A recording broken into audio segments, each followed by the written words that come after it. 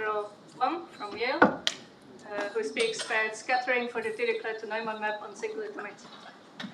Thank you. Thanks everyone thanks the organizer for the kind invitation. Thanks everyone for the attention. It's late, it's already like 3:30, so I'll try to be concise. So let's go. Today I'm going to talk about the scattering for the Dirichlet-to-Neumann map on singular domains, which is a joint lab with Jeff Garkowski, who is not here for some reason. But my collaborator Marcello Malaguti is here. He's sitting on the fourth floor. Oh, by the way, I'm having a little bit of asthma, so if I cough, please forgive me, okay? Let's go. So let's talk about the Dirichlet-to-Neumann map. So what I care is a polygon, or say basically some Lipschitz type domain. It's basically a subdomain inside some kind of d-dimensional Euclidean space, bounded with a Lipschitz boundary. Here I've drawn you guys an example which is like heart-shaped thing. Well, it has got this boundary consists of two pieces of smooth curves.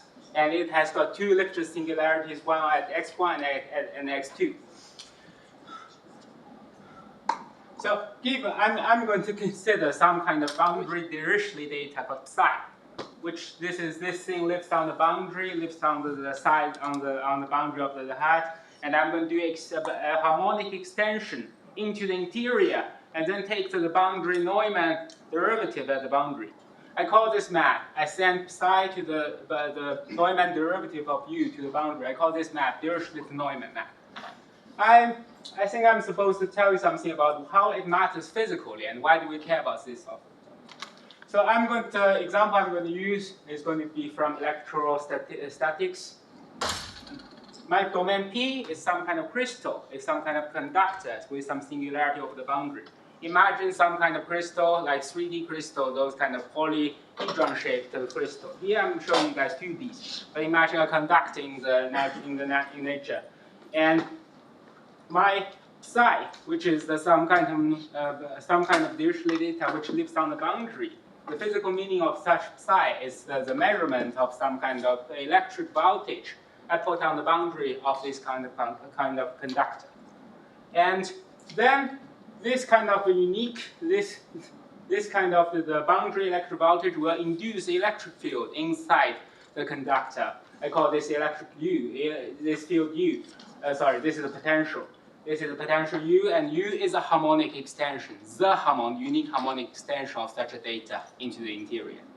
Then the conormal derivative d nu u is the Neumann data, which is interpreted as basically the density flowing, the density of electricity flowing out from the conductor to the outside. So here, my Dirichlet-to-Neumann map has a natural physical meaning, say that it turns those kind of the voltage at the boundary into those kind of current flux at the boundary. So it is also called the voltage current map in this sense. I can show you more another Lipschitz domain, which is more cat-shaped. It has some singularity, so you can see such objects in the nature. The second physical example I'm going to show you guys are those kind of gravity water waves and how Dirichlet-Neumann maps plays a role in it. So imagine I'm having a tank of fluids. In this case, a 2D aquarium. I'm having some kind of a tank of fluids, and I think, I'm going to, in this case, I'm thinking about my domain, my Lipschitz domain, as those kind of the body of the fluid in the tank. So as you can see, that it will have basically 3 straight edges, which is basically kind of nothing really happens. Just the water bounces onto the boundary, the left wall, the right wall, and the bottom. They will bounce back. So I give them Neumann boundary condition. And however, there's a free surface problem at the top. There is the shape of the fluid which kind of evolves with respect to time. So let's look at the linearized gravity water wave equation. So such equation must satisfy the continuity equation in the middle, which turns out to be those minus Laplacian acting on U is 0, so it must be harmonic in the middle.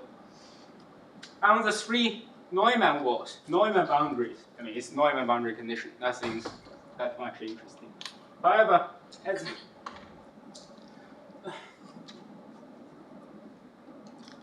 at the free surface, I mean, you have got those kind of balance between those kind of the pressure of the water free surface trying to get out, and also the gravity. So I mean, boils down to those kind of things that we call dt squared u plus the gravity multiplying the derivative of the height of those kind of fluids. And on the boundary, I actually know that dt eta, which is the height of the fluid, is equal to the conormal derivative of u. So I can effectively treat it like equation on the free surface only, where the equation is basically the second derivative in time plus the gravity multiplying the Dirichlet-to-Neumann map, acting on those kind of velocity. What do I have here? It should be those kind of the velocity of the fluids at the boundary. And then it starts to make sense. We are kind of want to understand the spectral phenomena about those Dirichlet-to-Neumann maps, because they have natural correspondence to important questions about how those kind of water waves evolve. For example, you want to know that what's inside the spectrum of the Dirichlet-to-Neumann map. I missed a 0. And I mean, those kind of spectrum, those eigenvalues would correspond to those kind of frequencies of sloshing of the water inside the aquarium. They were naturally, those kind of those frequencies outside the spectrum will try to naturally going to be decomposed into the spectrum and try to tend to those kind of frequencies. And also you want to understand what does the eigenfunctions of the Dirichlet-to-Neumann map look like, because they correspond to standing wave solutions. Those are the wave solution, the solution to those kind of gravity water waves which were basically oscillating up and down theoretically. So let us try to formalize this system, the spectral problem in this sense, which we call the Steklov problem or the Steklov eigen problem. For such a problem, we formalize it as basically I've got some kind of P, which is a bounded domain with a Dirichlet boundary, with a Lipschitz boundary. The Steklov problem is basically said, I mean, what is the what is the eigenvalue problem for the conormal derivative, or say it's eigenvalue problem for the boundary Dirichlet data. I mean, I've got some kind of psi. I act my Dirichlet-to-Neumann map on it. It should turn from the Dirichlet data to the Neumann data. And this has to be a multiple of myself. This is eigen. This is a very serious. This is a real eigen problem. And I mean, there's an interior problem throughout this talk of U will denote those kind of harmonic extension of the Dirichlet data, and psi will denote something which lives on the boundary. Those are those two problems. I described two problems here. Those two are associated by those kind of harmonic extension and trace down. Given any kind of solution in the interior which has harmonic, I can trace it down to the boundary, have eigenfunction, which is pure eigenfunction to some kind of operator which purely lives on the boundary. Or I can just start with something lives on the boundary, and then do a harmonic extension on the top into the interior. And this becomes an eigenproblem in the interior in some sense. Just for our interest, we also want to basically add interior mass. I mean those corresponds to the little bit of red tab. Probably you can't see the red from this kind of lighting condition. But I'm now adding, instead of asking my U to be harmonic, minus Laplacian U equals 0 in the interior. I want it to be slightly stronger, slightly more elliptic. I want to basically say that I want to ask minus Laplacian plus m squared U is actually equal to 0. This will definitely causes some kind of very exponential decay of those kind of things into the interior. Throughout our talk, all of our results are for those kind of m can be 0 or be very small numbers turned into 0. So we are really dealing with those kind of mass 0 issues. That means the reason why we want those kind of things is because if I suppose I've got some kind of domain which is translation, 3D domain which is translation invariant along one direction, I want to do some kind of Fourier or say separation of variables to turn those kind of things into a lower dimensional problem. And in this case, there will be those kind of plus m squared coming out to help us. I've been talking about those kind of physical examples. Now I want to give you a concrete mathematical example about Dirichlet-to-Neumann map. In this case, I'm considering a very simple model, but it's a little bit different from what we are discussing before. I take my domain to be the upper half space in R2. Okay, I'm looking at the top of the part of an ocean, for example. And this boundary is basically consists of one line, which is basically y equals 0. Now I want to specify some kind of, I hope this is the electric button. Okay. Now I impose some kind of plane waves which lives down to at the bottom of the sea or the top of the sea, depending on what they say. I impose e to the power of xcx. Let us do some kind of easy computation. Now I want to think about what is my Dirichlet-to-Neumann map acting on those plane waves. If I know how they act on the plane waves, I know everything, because by the Fourier transform I can decompose almost everything into the summation of those plane waves, and then I know the effect of the Dirichlet-to-Neumann map, which is the linear map, on those things. So I can harmonic extend it by picking the unique bounded element. It's a unique bounded harmonic extension, because there are many ways you can harmonically extend this, but most of them will result in some kind of thing which is increasing when I go in the y direction. But if I just try to pick the uniquely bounded element, I'm fine.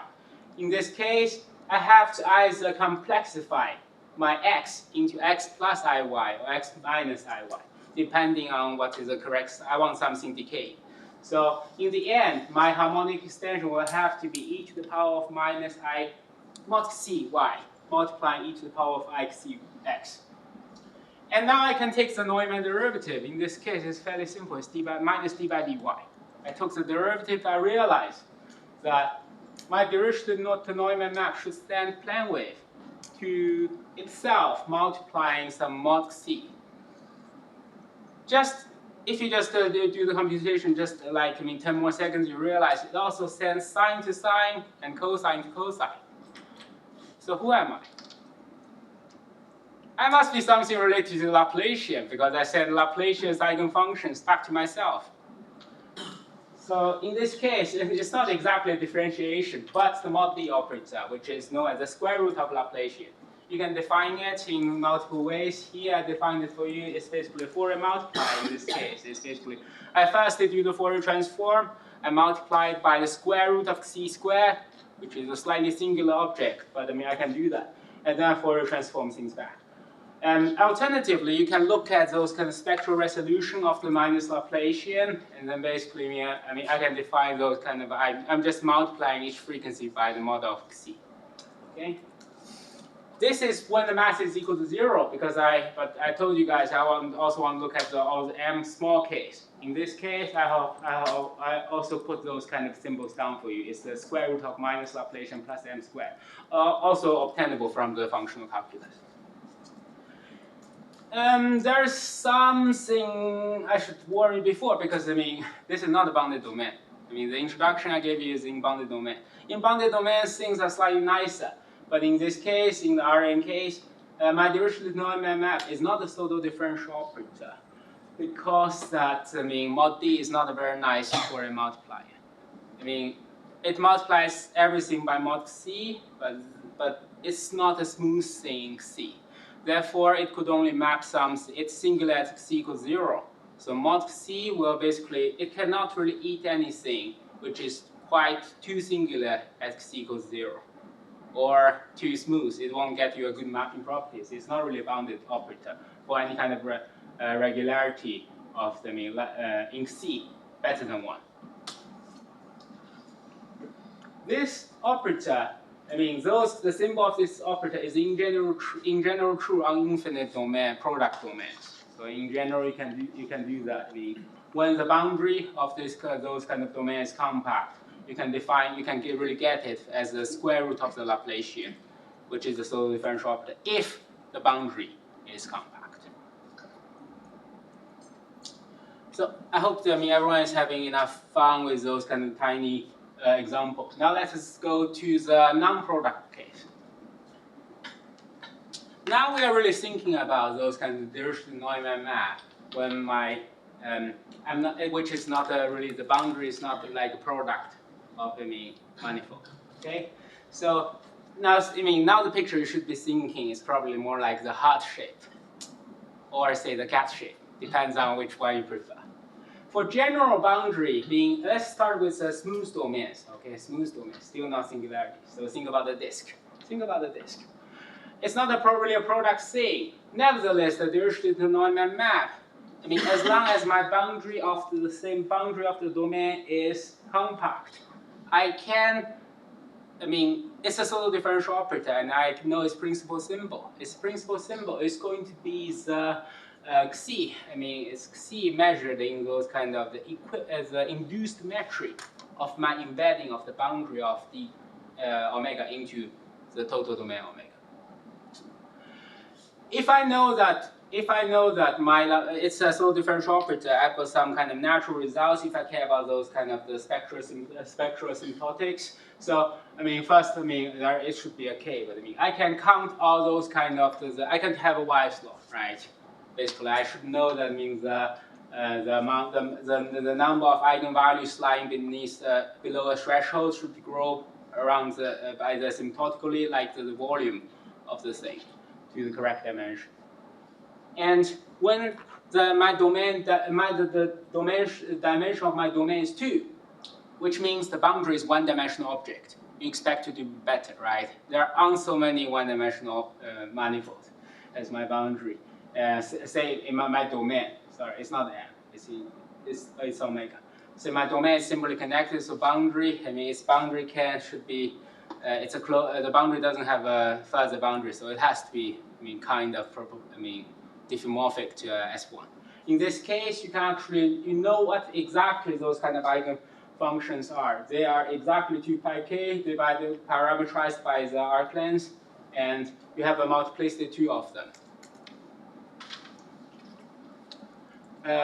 Okay, in the smooth boundaries, we are also capable to do some numerics and show you the behavior of those kind of eigenfunctions, both restricted on the boundary and also harmonically extended into the domain. Those two things are bijectively related to each other. So, I have to explain those things a little bit. Those things, I have a domain which is like a cashew-shaped domain. And I'm trying to plot those kind of amplitude of those kind of Steklov waves, or eigenfunctions in the domain.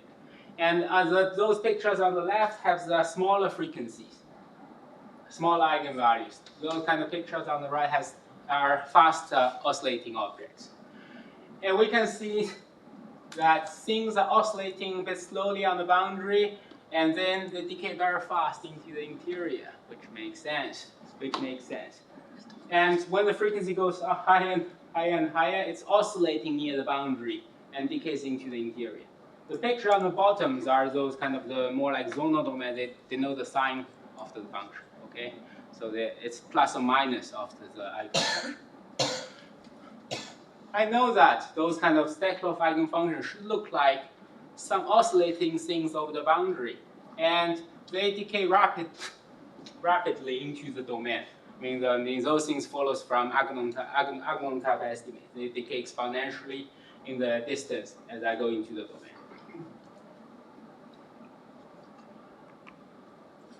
Okay, now let us walk out of the domain of those kind of smooth boundaries. Okay, time's up. It's time for undergraduates. It's up. Now we think about the things which are more singular, which creates a lot of drugs. But now I want everyone to think about the picture where I'm having a Lipschitz domain. The boundary is really Lipschitz. There are many questions we're having. What is the structure of the Dirichlet-to-Neumann map if the boundary is Lipschitz, right? Is it a pseudo differential operator? Even if my boundary is compact, everything is compact.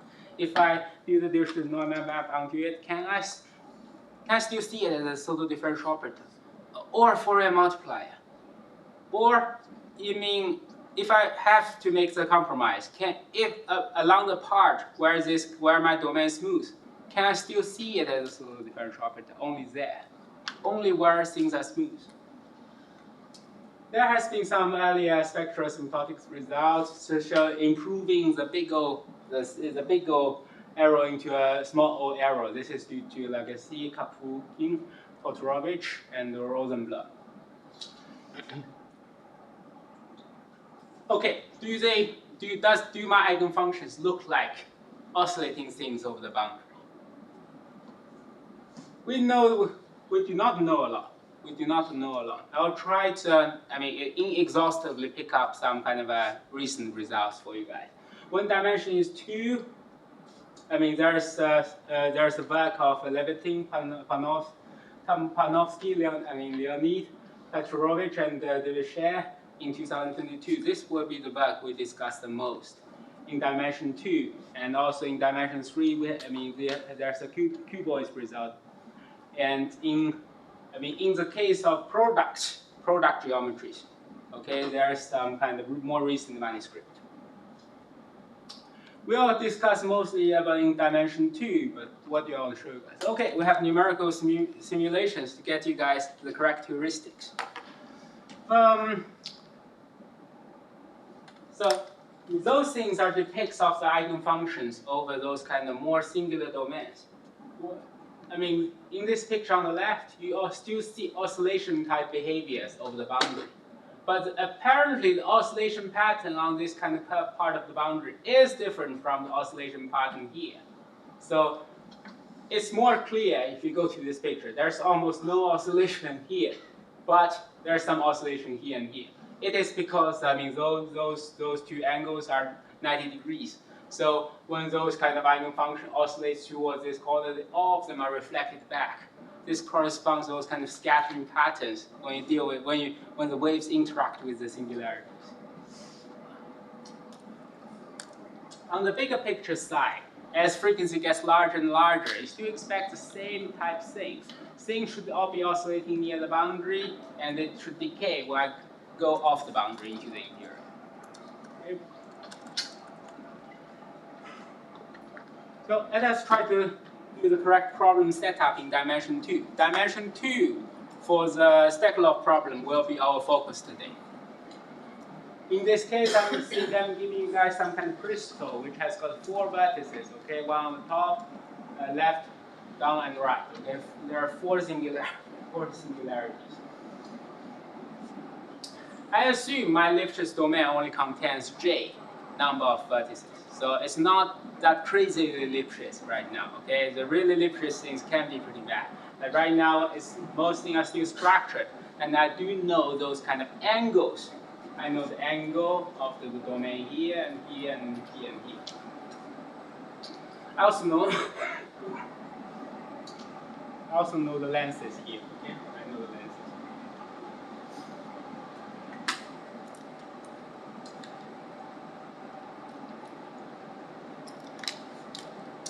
So heuristically, everything I'm going to say on the rest of this page and the next will be heuristic. That means this will motivate us to understand what we're trying to do. Of the smooth part of the domain, okay?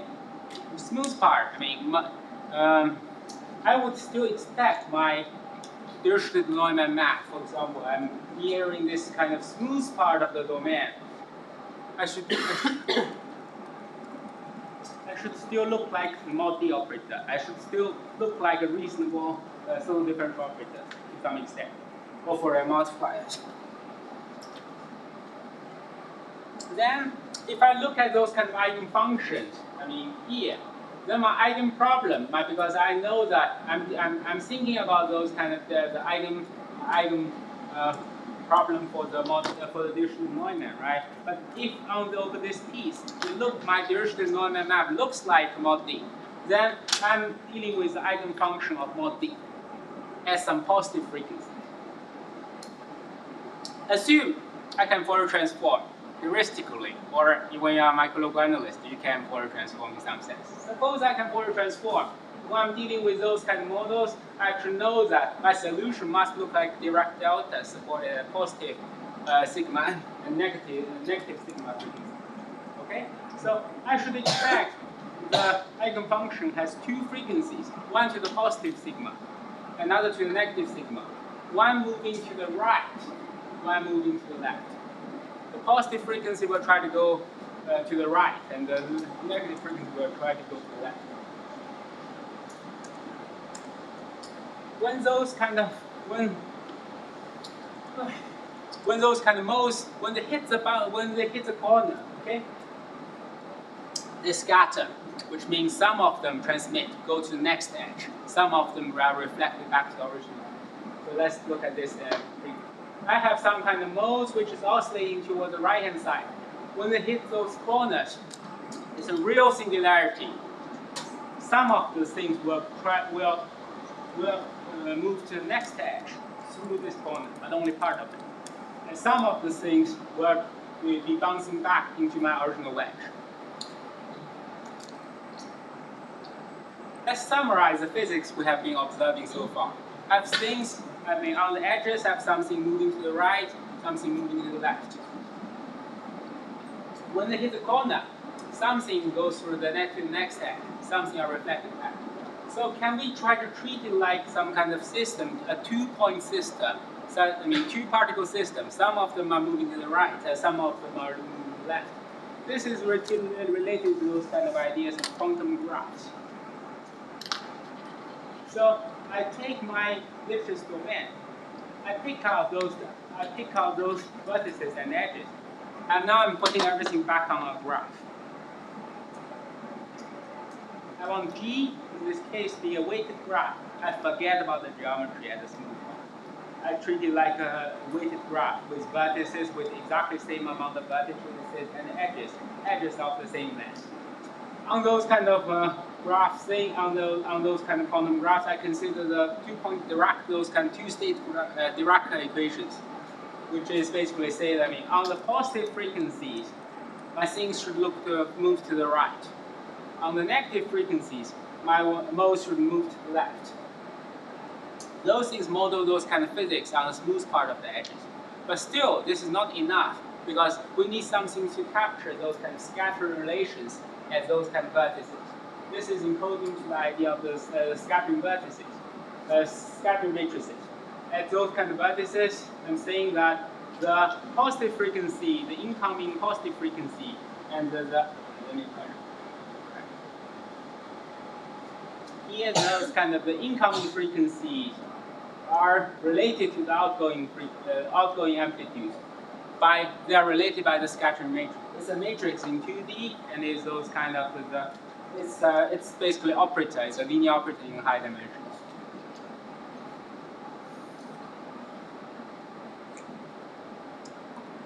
So far, things are okay. We give a model. We use a quantum graph model trying to capture all those kind of physics. We have been observing so far for our stack law problem.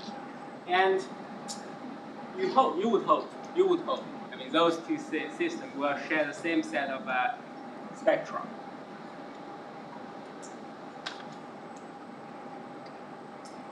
Only the non-negative frequency part of the Dirac spectrum is relevant, right? Because I really specify saying that my positive frequency moves to the right and the negative frequency moves to the left. So I only care about those kind of the positive part of the frequency. Please? Yes? Dirichlet-to-Neumann operator, the domain is h1/2 of the boundary. Yes. The trace, how do you define xg psi? You can define the variation. Psi plus of xg plus, it's not defined. Okay, so let me see, okay? So,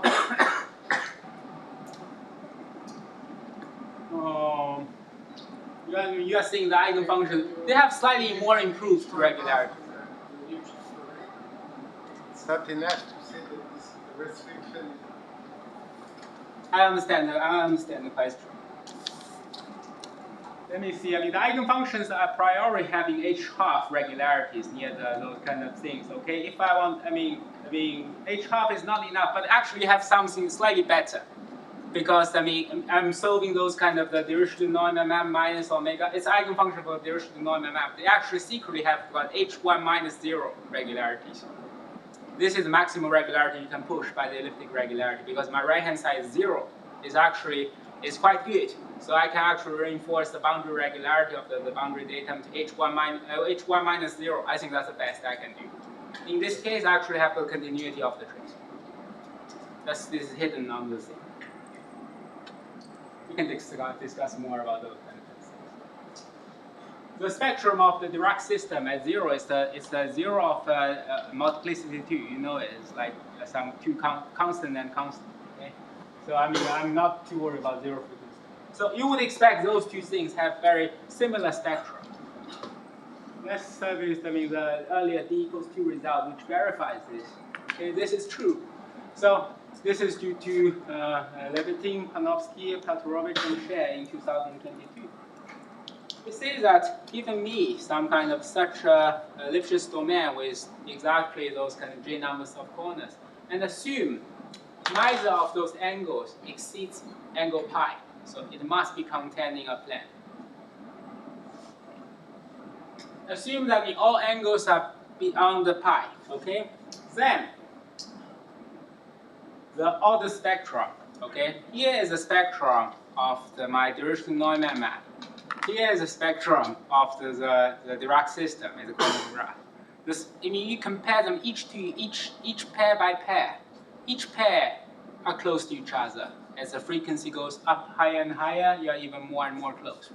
That is the conclusion. So indeed, the spectra of the things on polygons, I mean, the Dirichlet-to-Neumann map on polygons is approximatable by the quantum graph.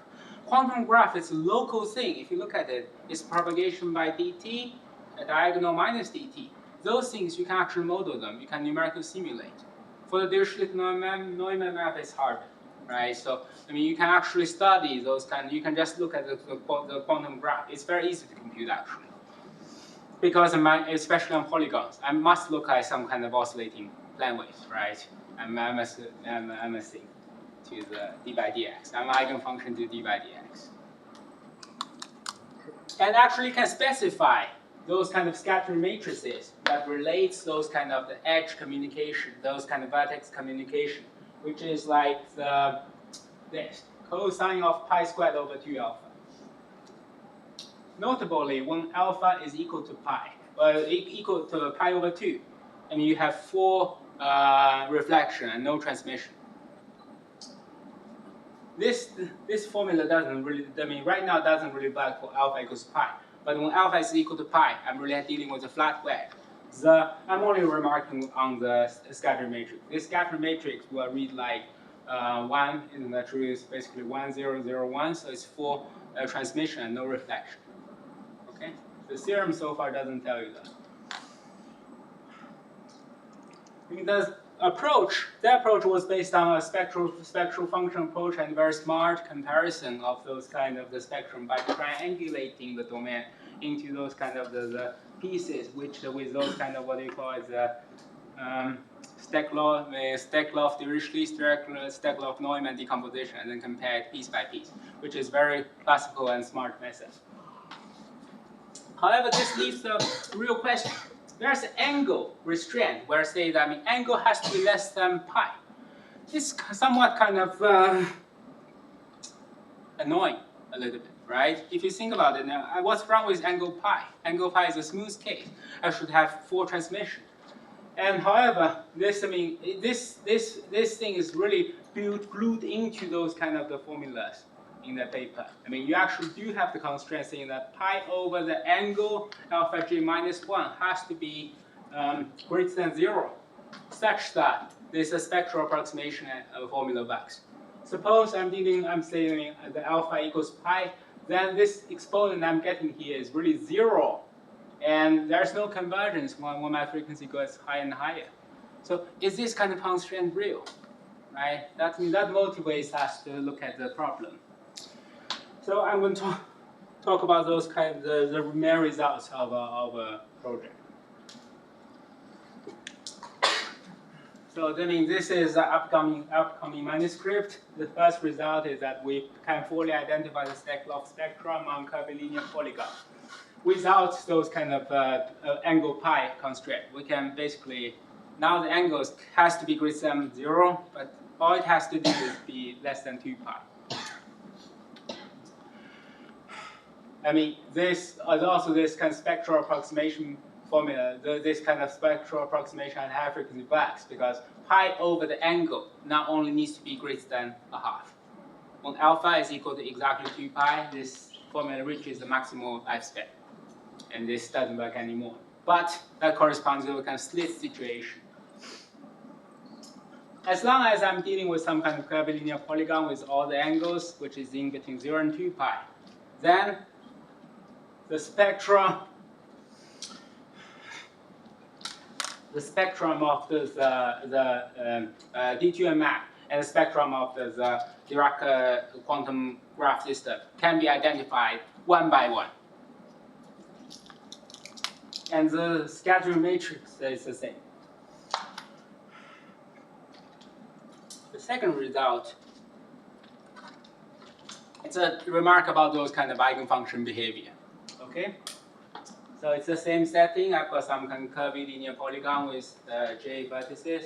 And on the smooth part of each edge, we can actually show that it does exactly look like, a plane wave moving to the right, plus a plane wave moving to the left, plus some kind of error terms dependent on the maximal angle of those kind of domains.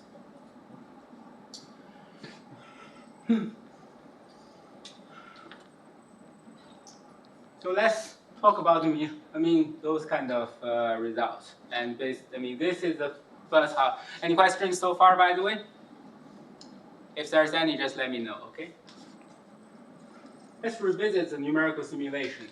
Our results basically say that the first spectral approximation is okay, but the thing that we also know is those things really look like plane waves on the boundary of the thing, okay? There's those things on each piece, smooth piece of the thing, away from the corner, it must look like a plane wave of the same frequency. The summation of things moving to the left and things moving to the left. At the corner, there's scattering happening. We specify the scattering matrices for you. And everything is modulo some kind of annoying error, which is of this size, which is, as long as my alpha is less than 2 pi, I'm okay. But this thing is those kind of the zero frequency arrows flying everywhere around, because mod D stuck at zero frequency.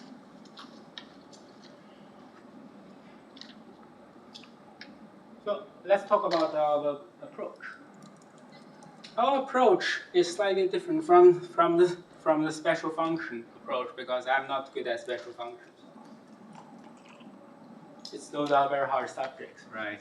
So our strategy is that even those kind of Lipschitz type domains, near each kind of the vertex, I'm going to zoom in. I'm going to zoom it in, and you see, for example, I look at those kind of alpha 0 part of the thing. I zoom it in. I should see something like this. Agree? If I zoom in close enough. Now we would extract this kind of model. We want to blow this thing up. Blow up really means zoom in. I zoom it in. It's not exactly a straight edge, but it should be something very close. And then I want to study the scattering on those kind of wedges. Okay, infinite wedge. I've got some kind of very little bit wedge extended indefinitely into the air. And then I'm going to study the scattering phenomenons about the things on infinite wedges, which is way more natural. For this, we can do dimensional free things. And then we got those kind of scattering theory results say that, for example, I can have a limiting absorption principle. I can basically have the scattering matrices. Then I use those results, try to glue things back onto the small edge at some cost, which is small when the frequency is high. Okay, this is our in general strategy. What do we really mean by scattering? It is possible. Because we are dealing with those kind of above some operator lives on the boundary, right? So By scattering, we mean that if I specify the incoming data, which says now I purely live inside the boundary. Okay, I'm some kind of function which lives inside the boundary. I've got singularity here. So I specify the incoming part of the eigenfunction, which is incoming, which means that I have to move towards this direction. So I'm, this direction is x minus infinity. This is positive infinity. I do a local parameterization. So I must be some plane waves moving to the right on the left arm, and some kind of plane waves moving to the left on the right arm. I specify those kind of the waves that are coming at me. What we mean by scattering is that there must exist some kind of outgoing waves such that the incoming part and the outgoing part, they add up to an eigenfunction. Specifying the incoming wave will generate the outgoing wave, in other words. Since we can, for this part of our result, we don't have to do it in 2 dimensions. There's nothing special about 2 dimensions. It's only about the gluing part, where whether you can do the gluing or not, you require something tricky like Hardy constant. But for this part of the theory, we don't actually need a lot. So now we are being dimension free. So the natural setting would be a asymptotically conic domain. Here I've drawn you some examples, and in general, asymptotically conic domains are just like, they look like cones at infinity, right? So in the example here, I'm having an infinite wedge. This is exactly a cone. Okay. The second example is that I'm having some kind of thing. They need to look like close to a cone at infinity, but that's it.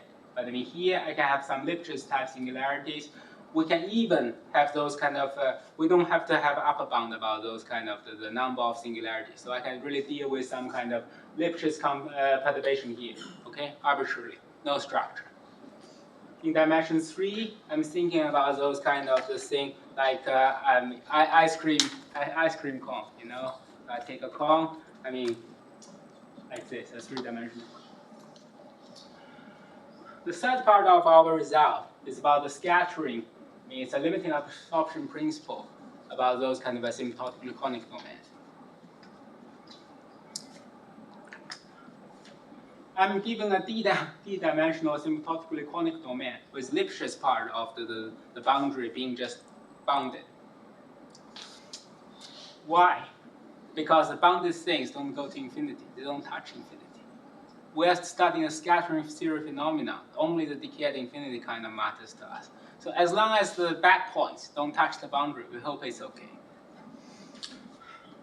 Our result basically says that I'm thinking about the outgoing resolvent, which is the Dirichlet-to-Neumann map with mass m. You can take m equals 0 for your convenience. And then I know that this kind of the outgoing resolvent is really well defined as those kind of only away from a discrete set.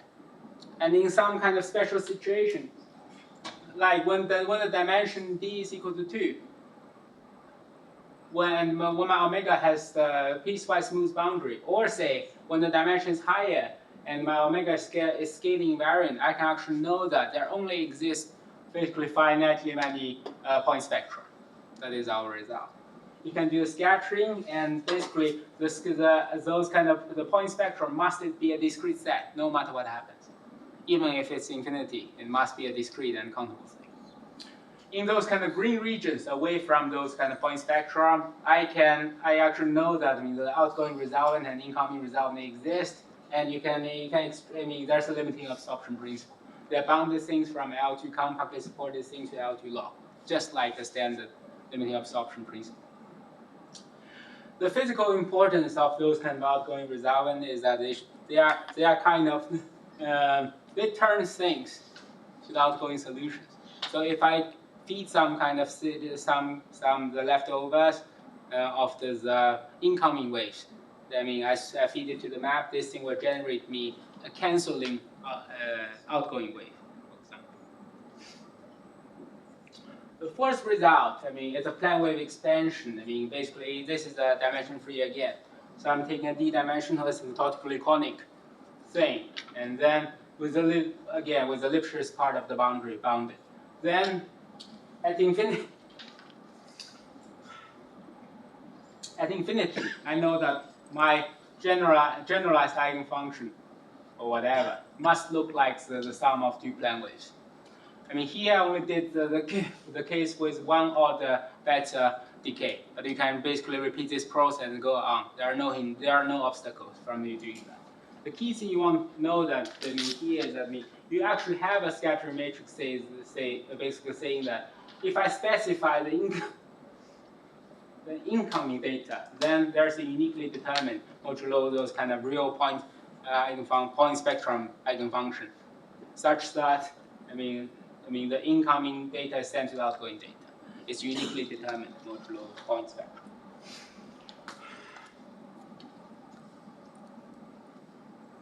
Okay, in the last, I won't use 60 minutes. I won't use 40 minutes. I'll try to use 10 minutes to tell you how to prove things, but in a very fast pace. So let us talk about our strategy. It will be a 4-step thing. In the first 3 steps, we deal with those kind of scattering series at asymptotically conic things at n dimension. We are going to do a uniform derivation of the Dirichlet-to-Neumann map when the mass goes to 0, of course, right? Because when mass is positive, I'm solving some kind of elliptic equation. Then there's degeneracy. We need to be careful with that.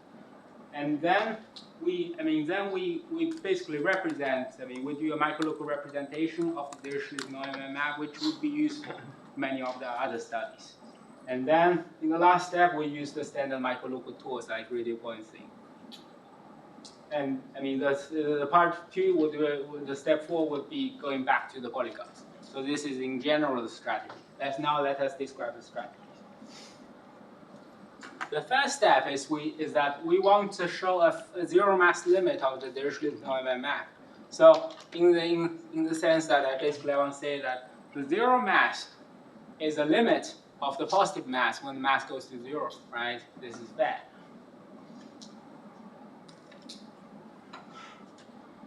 The issue would be like that we're losing ellipticity as my big M goes to 0, right? I used to be solving those kind of interior harmonic extension with positive mass.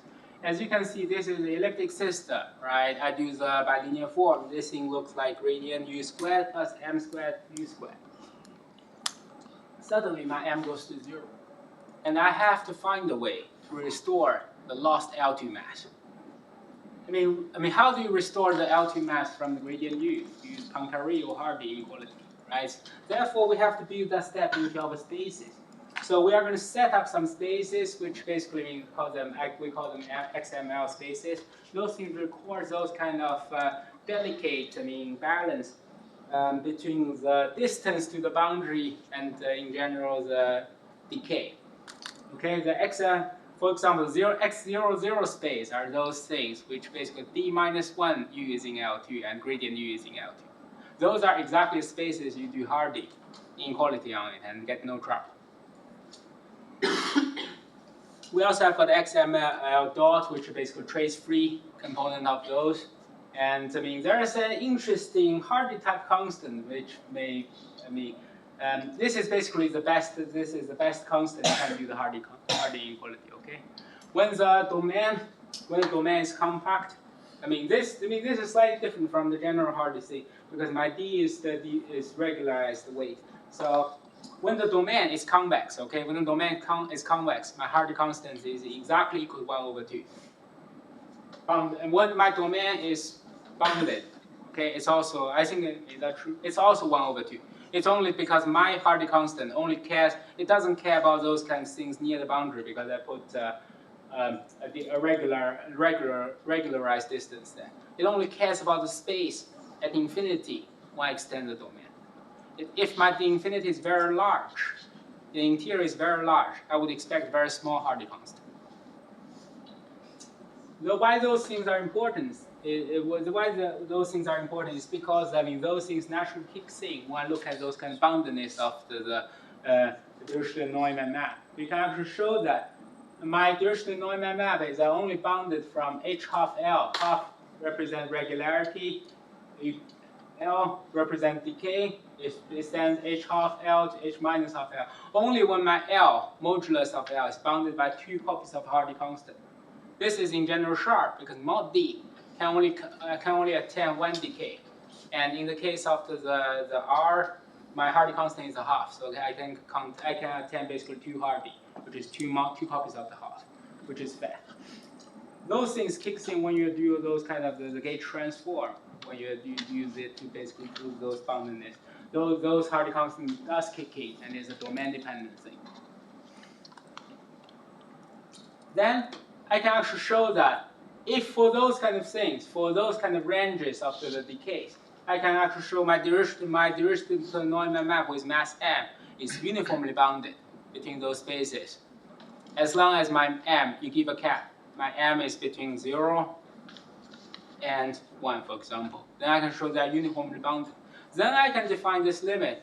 I mean, I can define the Dirichlet-to-Neumann map at m equals 0 as those kind of the weak limit of things.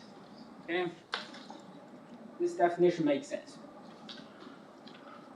Then, first, then from now on, we would only care about the D2M map when m is equal to 0, because small m is close to 0, okay, because it's a uniform limit. In this case, we want to do some microlocal analysis of those. The natural thing you want to do is basically, well, let's look at examples, right? When my domain is not really compact, I'm doing scattering, my infinity looks very far. My Dirichlet-to-Neumann map in the case of like flat spaces is mod D. It's not a slow differential operator. If it's not a slow differential operator, you want to be careful about when you're doing analysis with it, right? It does have a decay threshold at 0 frequency.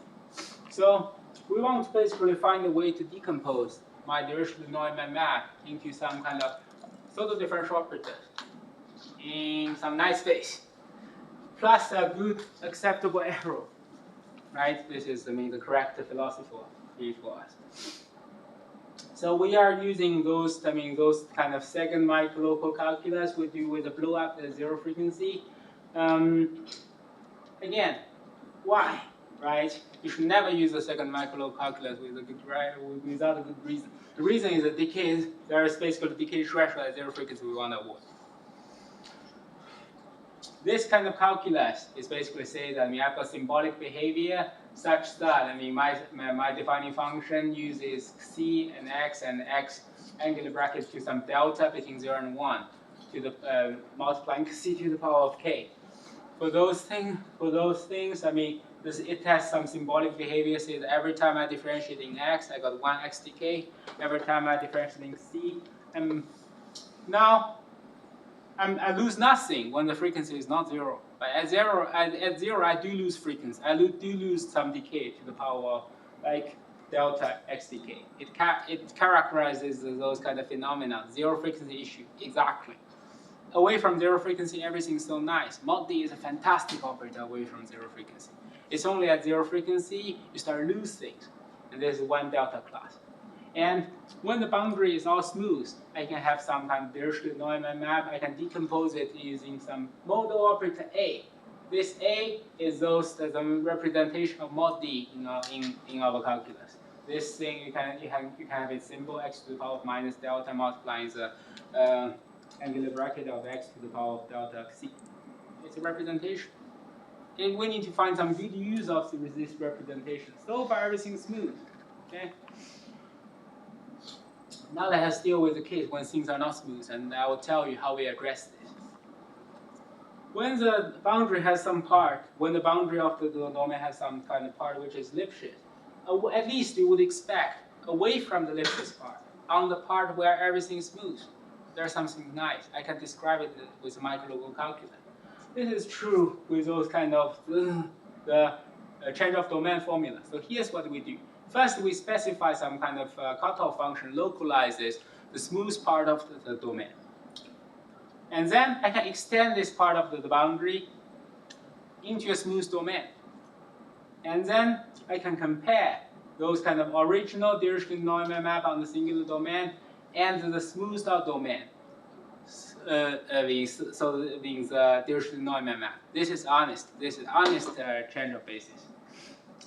And however, I already know that when things are smooth, I can represent my Dirichlet-to-Neumann map on a smooth domain into the slow differential representation.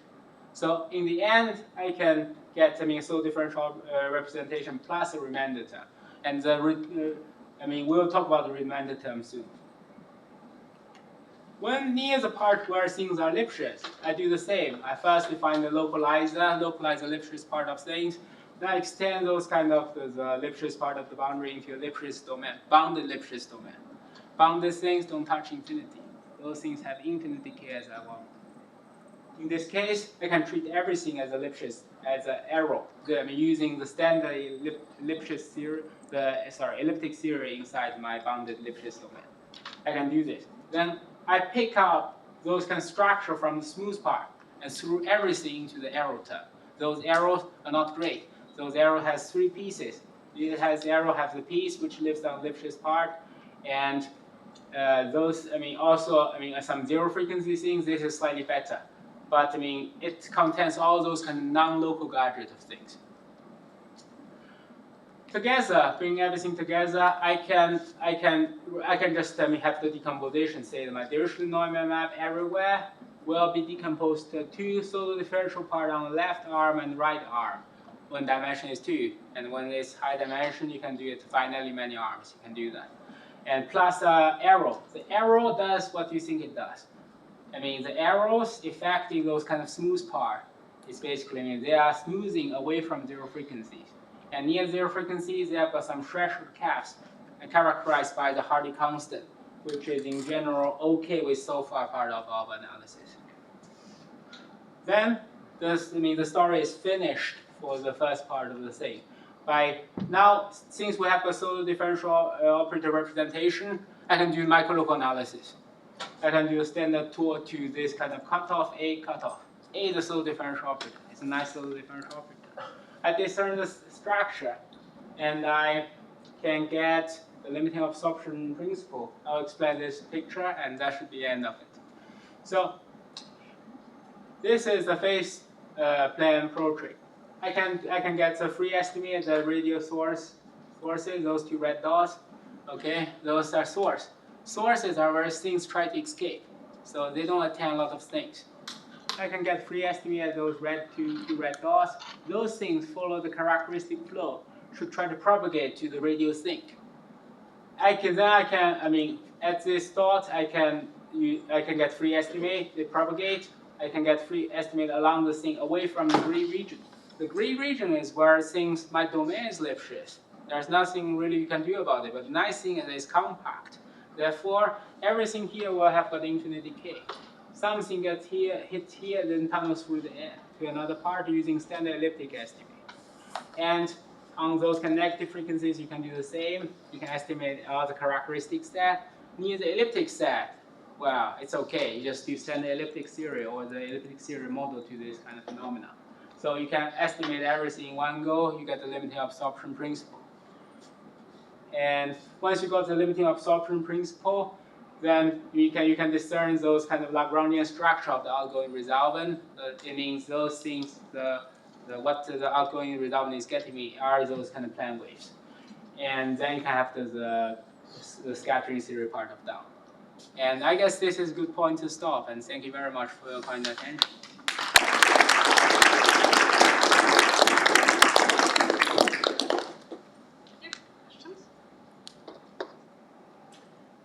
Thanks a lot for a very interesting talk. Thank you, thank you. Can you go to the main result? Yes. Which one? Well, the main statement about this. You want the scattering theory one, or you want the about the spectrum? The spectrum, okay. Yeah. Well, not yes. ours. Yeah. Yes. So my question is the following. So at least in our work, a very significant part of effort was put into proving that these 2 sets that we have described, the sigmas and the lambdas, they align exactly as they should. So basically, that's you are saying the pairing to lambda k. So how do you do it in your So just to make sure I understand, you're talking about basically you want to make sure there's no mismatch of those. Exactly. That there's no shift. The nice thing here that we can basically show that all of our analysis is continuous about those kind of angle dependence.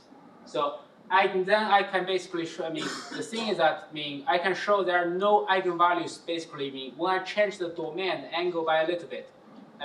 Then the thing, those eigenvalues doesn't basically go above and below a certain eigen level. So in the end, I can turn all the analysis back to something which is kind of smooth.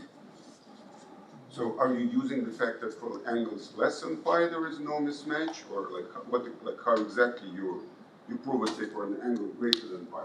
Do you modify it in a continuous way so that the angle becomes less, and then you know it by our result, or what exactly? That probably cannot be done, but it only depends on the maximal angle. That's how our analysis. All the constant only depend on the maximal angle of the things. So given some kind of domain, as you basically saying that you have some domain of angle which is larger than pi, and then if I just smoothly deform all the other part of the thing, I can remember this maximal angle. Okay. And then this thing will basically slowly degenerate. Into those. I can't describe it very well. Let me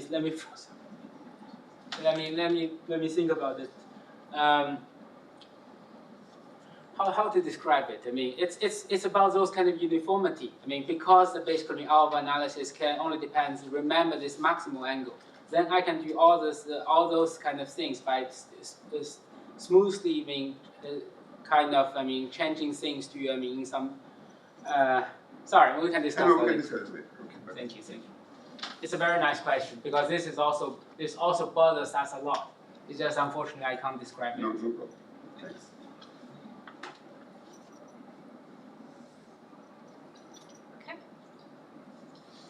So you need a uniformity condition on the angle. It's between 0 and 2 pi.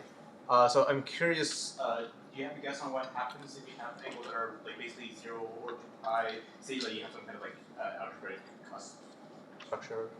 Cusp is hard. Slit is also hard. The slit is, the thing is, the slit is one of those kind of extreme situations, right? When the slit, this kind of scatter matrix, the angle won't tell you really much, but the slit is that, I don't know. Actually, I don't know. When the angle is approaching 0, there are some issues. In other words, is there any kind of good physical reasons to do the case of the angle 0 and 2 pi? Well, for cusps, you may lose the discreteness of the spectrum. So cusps are bad. Yes. Yeah. So for the slit, if the angle is 2 pi, most likely it works. I remember we played with the cardioid.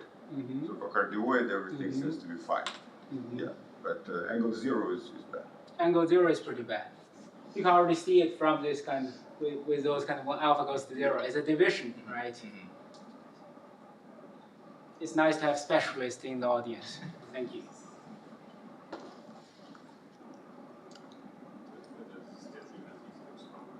Those things, we don't have a lot. This is definitely based on the earlier works. Though in those works, the special function construction it's not really founded there, but they used the beta solutions to identify those kind of special function solutions.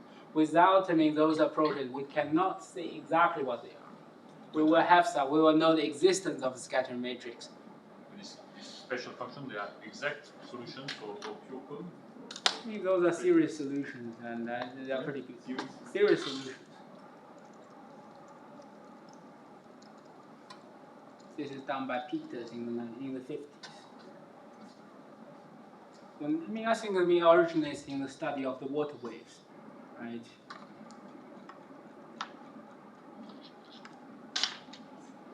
Okay, if there are no further questions, let's thank the speaker again. Thank you.